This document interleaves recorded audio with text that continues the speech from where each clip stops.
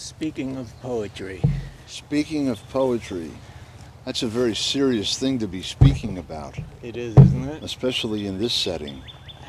I started thinking of the old masters, I was looking at the tree just now, and I started thinking of Monet and Manet and all the other great ones who sat and did the same Cézanne. They must have painted the same scene for years and years, which is amazing. But you can't do it that. I guess you could.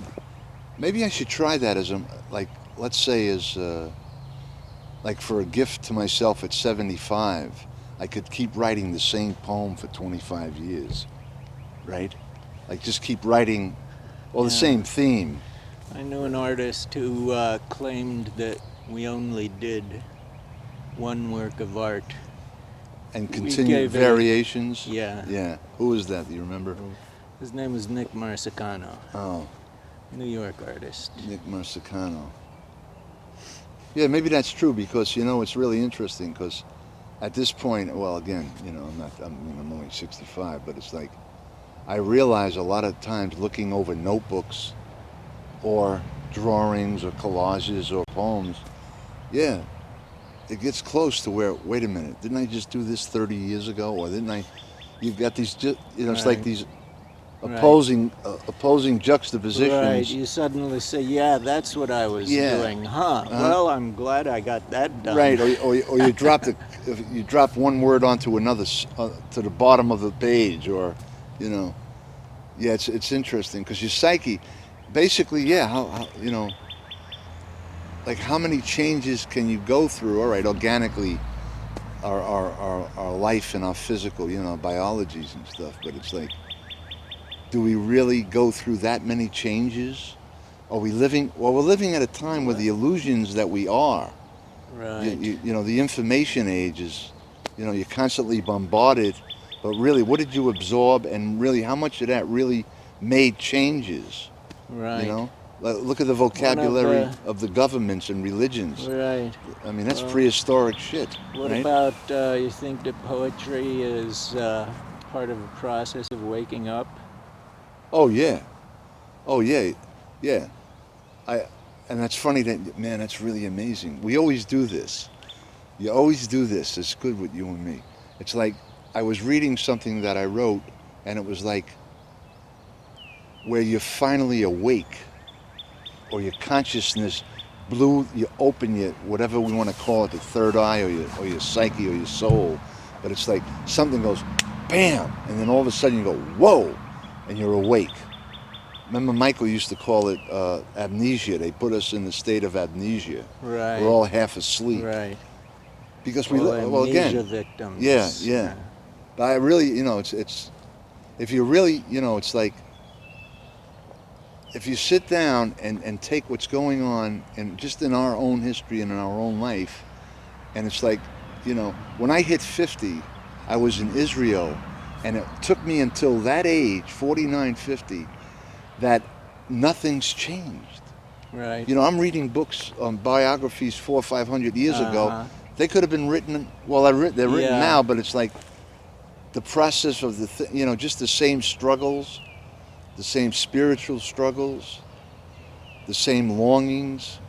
If you're awake, I think that would mean what? You're conscious, so the whole universe, including mankind, Right. it's all on your. I was reading a book called The Walled Garden of Truth, which was a translation of Sufi Wow. poets, and I got that same feeling. Yeah, Nothing has yeah. changed. These guys are looking at the Same thing. I know. I think I told you this before when I was in a Zen rock garden in Kyoto. I was in my 40s then. And I remembered being a kid in Coney Island with the sand doing the same thing. They had a Zen garden done with Right, sand, right. which is a meditation, and they rake it. Right. And then I realized that as I sat there, I realized as I started to zone out, I said, wait a minute, I'm looking at a grain of sand here, man. Right. And then, of course, but the reality of it is, I think, just, well, the disciplines, that has to come into it too. I think to sit with a piece of paper and want to write a poem in the year 2002, to me is I think it's quite an quite an accomplishment, or just the fact that we stayed conscious, or as we said, we stayed awake, right? It's like, I mean, it's almost inconceivable that we haven't been slaughtered with the rest of them. You know what I'm saying? Yeah. As an artist, you know that. I mean, just like also when you realize when you sit with your history, it's like, why, like, I mean, we woke up one day and of course we were born to be this. I mean, that's obvious. It's like, you don't just wake up and say, well, I think I'm going to do this, or, Right. and something in our substance is born. And as I sit with it and I start realizing, what is it that made me do this for my entire life? Well, this idea of waking up, and I mean, it seems that levels of consciousness have always been part of any group, and I guess just the process of staying alive, the tribe sort of had to just assign some boring jobs to someone, right? You mean as far as survival goes? Right. But then they had their medicine man who was supposed to keep their higher consciousness aware. Yeah, right. Heavy magic. Right. They really were involved with dreams. Right. Yeah. I think being an artist in my lifetime, I realized that I had to, without even knowing this, of course, you go through all of these power structures. And I think, it's like, what's really amazing, it's really a very small space when you realize that your consciousness has changed and that you just came up with a definition that you never had before. Whether you're looking at a tree or, trying to comprehend a haiku. Right. You see, it's, something, I think if you're doing this work, all of the power structures manifest themselves. Doors of perception, so to speak. You open one door and you go, wow, and then the next thing you know is you just opened another door. And then, like, there are times where you don't even know what you're doing, and you're using color schemes or word schemes that you use, and then 20 years down the road, you look at a painting, and this happened to me with when I was studying in the Paul Klee Foundation. He did a painting called La Gère Bellanaire. I think I got it right, I'm not sure. It's called The Keeper of the Garden. And I'm looking at this painting one day, and he did it about a year before he died, 38, 39. He died in 40, right? So I'm looking at this painting for probably a couple of months. And all of a sudden, I realized it was a very abstract painting. It was a very simple painting. But the colors were like an orange and yellow. There was a frequency. And maybe a green translucent vibration on it. Right. I'm looking at it, and then all of a sudden, I said, okay, and it opened me up. And I realized that it took me to another level of consciousness. It wasn't just a painting anymore. Right. It was just an abstract thing with some lines on it. Right. Actually, there's a number of painters. La Belle Jardinière, that's the name of it. La Belle Jardinière. Who claim that they're just psychic surgeons. In other words, they're just using the highway of your eyes to get into the matrix. Oh, without a doubt. Kandinsky was one of them. And so the idea is that they're messing with your programming. I would say that's what we do with our poetry too, don't you? I'm definitely messing with your programming. I mean, we're coming in.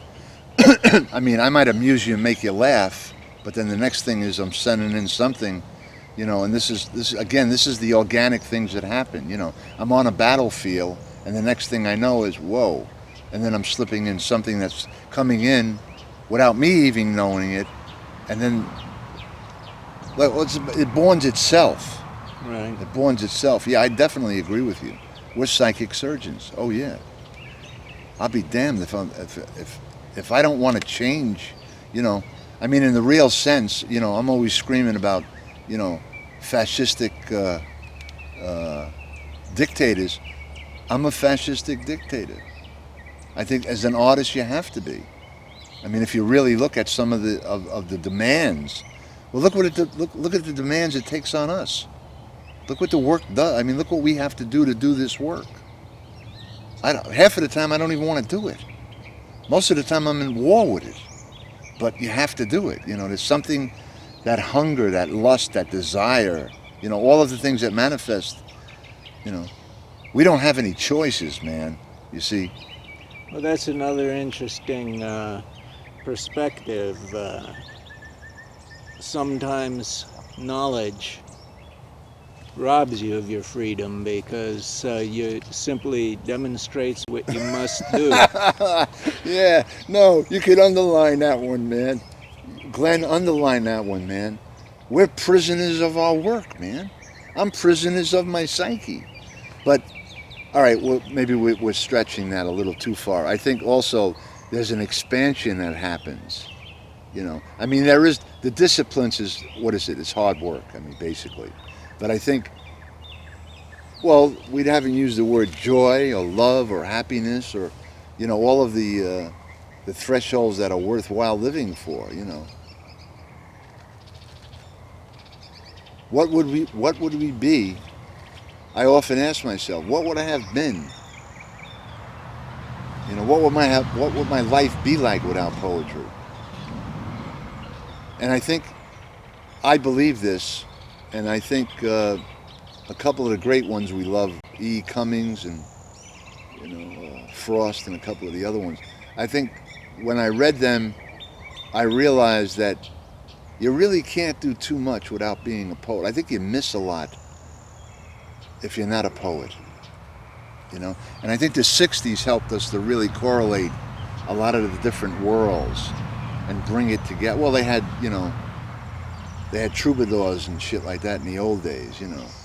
The kings had, you know, clowns and stuff, but they were poets. There's so many, you know what it is? I mean, how many definitions could you come up with, you know, of what is poetry? You know, I mean, there, you know, what, you know, how could you sum up in one statement? You know, Actually, like, one of the things that I've been finding valuable in poetry is a conceptual formula for democracy, because the poets are certainly exercising their individuality, yet they're maintaining a respectful posture towards other poets, and they all feel that they're all part of a greater body that's moving somewhere. I agree with that because Whitman to me is one of the people who really woke me up to that.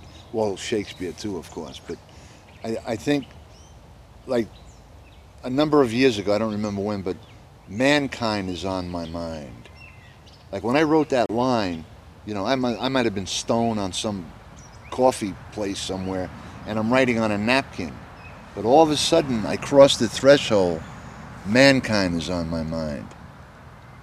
I was I was really grateful that my humanity, that I crossed the threshold, that I was that conscious, as you just said in another way. I think I think there's a responsibility to being who we are too.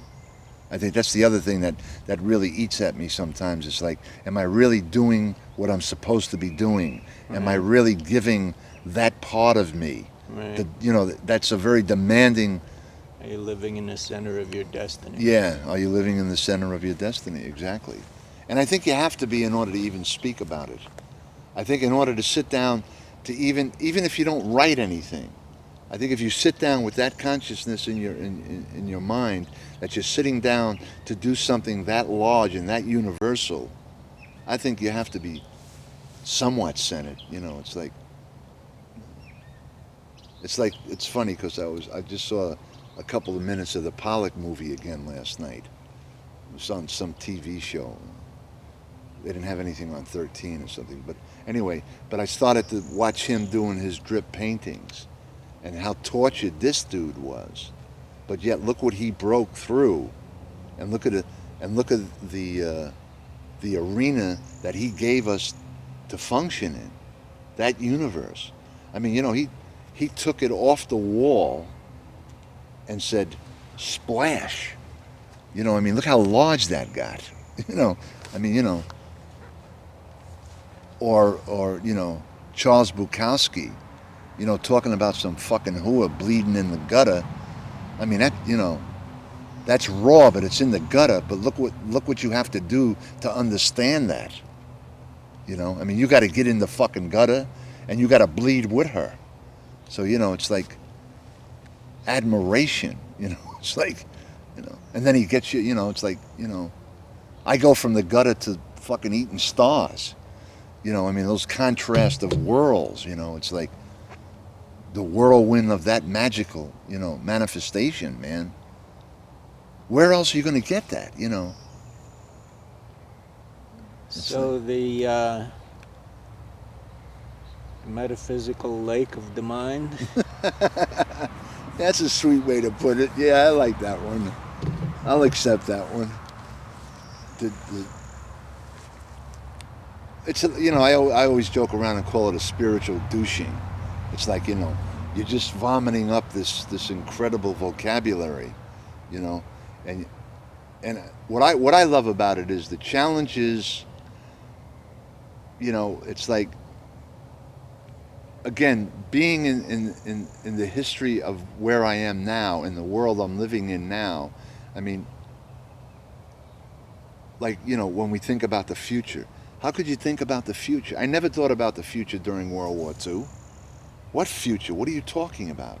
You know, so you eliminate the past and the present and the future, so you're really living in your own organic world that you're making as you're going through. This is what I found a lot in my notebooks. It's like I'm making the world as I'm going through this page, or through this country, or through this, you know, room, or whatever. It's like, I think what I tried most of the time, which of course I didn't succeed, but I did try, is like not carrying any history, not carrying any baggage, you know. And this is what it's difficult. It's Isn't it? difficult. Oh, it's impossible. It's impossible. But I think there's a purity. I think there's a purification that. We have to not. Yeah, I'm happy. Yeah, this thing is weird. Right.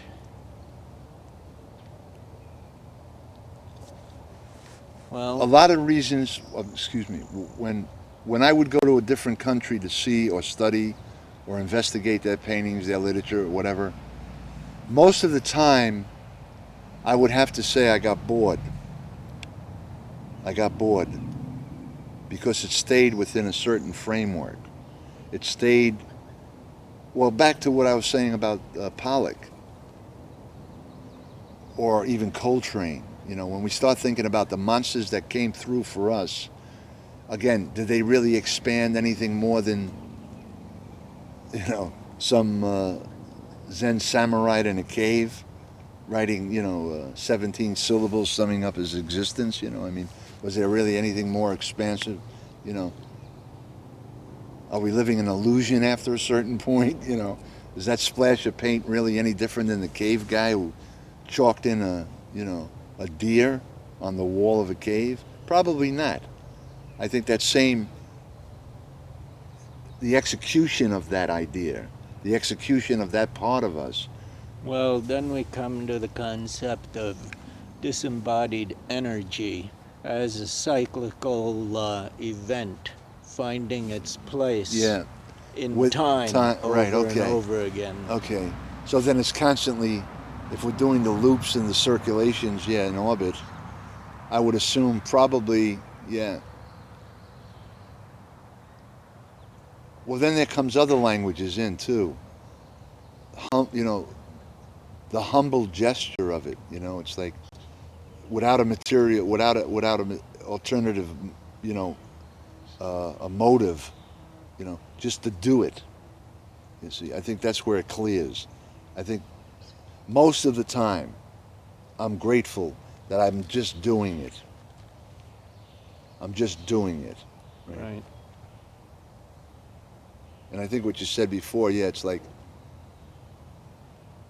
there are times, yeah, all right, you know, you get into where you start doubting or you start, you know, like despair. You know. And there are other times where you're doing this work and there's no way back in. Who wants to change your shirt, you know? After you cross some of these arenas, you know, it's like, what do I give a shit about eating dinner, you know? So what did I do is, you know, as we all did, is like, you know, I pigged on drugs because I couldn't stop it, you know, or didn't want to stop it. You know?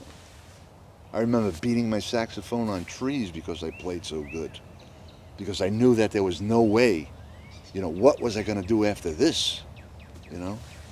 Coltrane's brain, he had a hemorrhage. How much cosmic force, again, you know, our bodies can't take that much in, you know. Well, I mean, a lot of the older dudes, like we know Picasso died doing it at 92, Chagall was 97, Georgia O'Keeffe was like, I think she did it till she was 98 and then got sick for the last couple of years. Pablo Casals, you know. But there ain't that many old poets, are there? Well, Whitman, I mean, considering what he'd been through, he made it, you know, or Frost. Frost was a little bit up there.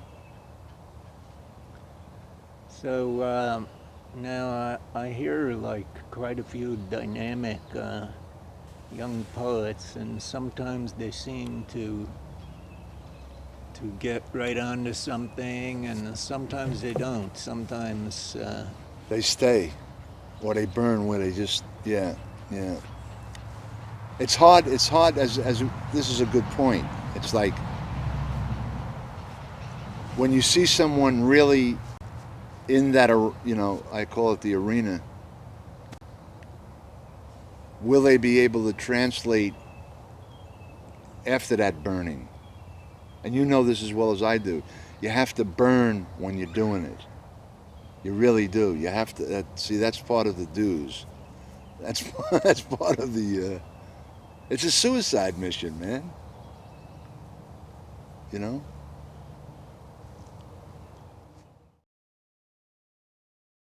In the corner of the eye, unreal and naked like a tree. In the beginning, you stand there listening. The dark is personal, the objective point of return. You begin to remember how your hands imitated natural things. Horror, the technical kill. Speed paint the corpse, and the crescent moon defines the negative space. When you're absent and sorrow hangs wounded in the circumstance. Where you cross the room by accident in the future. The memory moves faster than light, but you're forced to reduce the darkened room. I noticed the perimeter around your mouth, and the big river strip the tabletop, isolate the talk, pull until you recognize the ancient face hidden in the wall, sometimes floats between worlds. Fold the tragic noise, finish the image of you surrounded by millions and millions of dead people waking up. The question of how to paint the flesh with a destination. Outside existence, someone spoke of the territory of a kiss. Deep down in the bed, there's a city the size of your desire, and the currents in my mind are preparing the slaves to dance. There is murder in your words, and the moon eats my body. Part 1, Friday, 2:40 p.m., March 8, 2002. It's all larger than me. Even my ear holds the river. I must describe what's in my pocket. 4 million fish, a quartet to astonish the dead, sorrow in a box with lace, the biography of God in rope, a small photo of a toothpick that cleansed the teeth of danger out of Jerry on his deathbed, suicide by hallucination or just not eating. If only I could sit like a cubist bottle wearing a hat the size of war, a solo voice different than love, taste my desire. I collected the men who forgot to sing. I blurred the sun by painting eyes. Part 2. 3:11 p.m. I had to stop thinking about Michelangelo. I knew light was the only direction. My shadow varnished the wall, except for the feet. They became soldiers. Ah, beautiful goodbyes. Season, reason, sweet reason, heat the dark spoon. Our tears like notes. A trombone corners our heart. We cannot gypsy the enigma. Part 3. 3:29 p.m. I escort my lover between sleep and birds. I memorize the red laugh on her young belly. 3:31 p.m. Weep me into your mind. Show the Medusa into the woods. The strange serpent is becoming less terrifying without hair. I can see her skin like in a city burning. Whirls in the noise of our talk wound at the altar. Unpublished morning who came to see the finished tree. No more details in the dust. Jerusalem, and detail to my skull in an unmade bed. The sky was toothless. I had to unbutton my belly so the rest of the song could reach my eyes. 3 years earlier, the desert in your talk, the economy of notes, the red blanket, reduced my heart to an abstract flower. I wanted to realize the natural odor of my body, decorate my skin like late winter. I directed the war so it can be heard in Naples. Suffering through a terrain of beautiful women blinking at the light, I recognized the coming generation, and the next bomb was bare-breasted and forgot the future. A sexy ghost whose story ends with a death sentence. Rode out my mouth on a big white horse.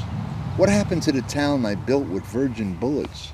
And on the side of the street that's breathing heavy, the purpose for tragic sex is the dog in the freezer wounded by love?